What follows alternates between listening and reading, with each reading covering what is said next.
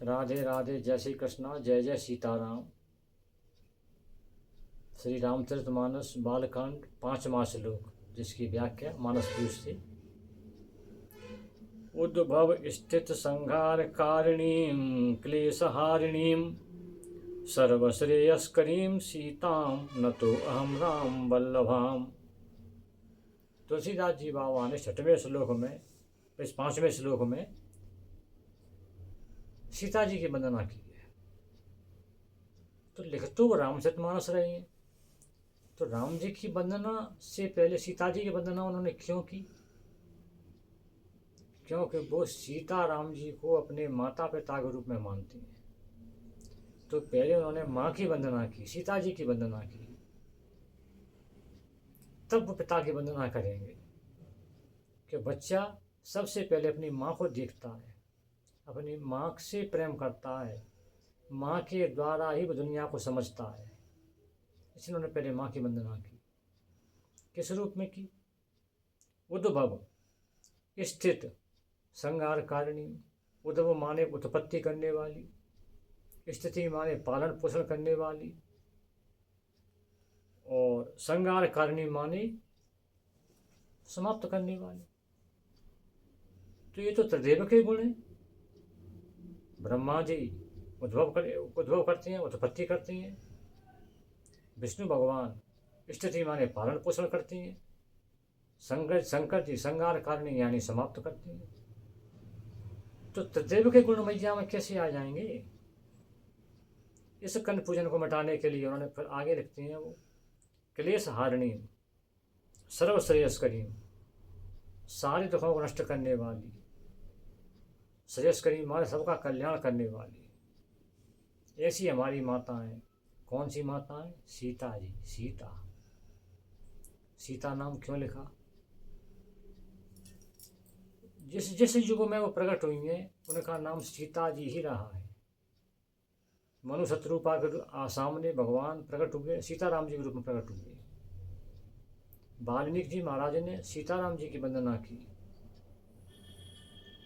जनकपुरी में महाराज शीरध्वज जनक जी ने जब पुत्र प्राप्ति के लिए खेत में हल चलाया तो हल के अग्रभाग से एक पुत्री उत्पन्न हुई।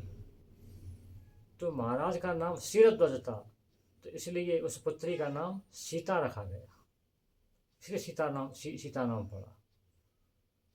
तो इसलिए महाराज ने यहाँ सीता शब्द का प्रयोग किया है। अब राम वल्लभाम, वो सीता जी क्या है? राम जी की वल्लभ हैं, राम जी की प्रिय हैं। तो इसलिए सबसे पहले सीता जी की वंदना की। प्रहलाद जी महाराज ने भी सीताराम जी की वंदना की थी, सीताराम जी का भजन किया था। ये सब उदाहरण आनंद रामायण में और विभिन्न ग्रंथों में आते हैं। इनको एक्सप्लेन किया मानस पीयूष में विद्वानों ने। वैसे भी लोक परंपरा है, राधा कृष्ण, गौरी शंकर, इनका सब देवियों का नाम सबसे पहले आया है। तो इसलिए गोस्वामी बाबा ने सीता जी की वंदना राम जी से पहले की है। एक बार देवताओं ने जब युद्ध में असुरों को परास्त कर दिया था तो देवताओं को अहंकार हो गया कि हमने अपने बल से असुरों को हरा दिया, जबकि पूरा बल भगवान का दिया हुआ था, उनका कोई बल नहीं था। तो बड़ा बुरा लगा भगवान को, ठाकुर जी को, कि देवताओं को इतना अहंकार हो गया कि ये समझते हैं कि हमने असुरों को हरा दिया। तो वो एक भयानक यक्ष के रूप में बनकर और देवताओं के सामने प्रकट हो गए। देवता भयभीत हो गए। अब ये नहीं समझ पाए कि यक्ष है कौन, डर गए वो। तो तब मैया ने, आदिशक्ति भवानी ने आकर के उस यक्ष को शांत किया, तब देवता बचे। मतलब इसका तात्पर्य ये निकला, ये प्रूफ होता है कि आदिशक्ति भवानी सबसे बड़ी है और सीता जी आदिशक्ति हैं, भवानी स्वरूपा हैं। उमा, रमा, ब्रह्माणी, लक्ष्मी जी सब के सब सीता जी का स्वरूप है। सीता जी उनकी मूल प्रकृति है, उनका मूल ओरिजिन है। इससे सीता जी की वंदना की है। जिस प्रकार द्वादशाक्षर मंत्र है ओम नमो भगवते वासुदेवाय, इसी प्रकार ये 5वां श्लोक षडाक्षर मंत्र है। इसमें सीता जी के लिए गोस्वामी जी ने 6 विश्लेषण दिए हैं। उद्भव स्थित संगार कारिणी क्लेश हारिणी सर्वश्रेयस्करीम सीताम राम वल्लभाम, 6 विश्लेषण दिए हैं। षडाक्षर मंत्र है, ये जानकी मंत्र है, सीता मंत्र है। तुलसी बाबा का तात्पर्य यह है कि रामचरितमानस जो मैं लिख रहा हूँ, ये रामचरितमानस नहीं है, ये सीता जी का भी चरित्र है, सीता जी का भी मानस है।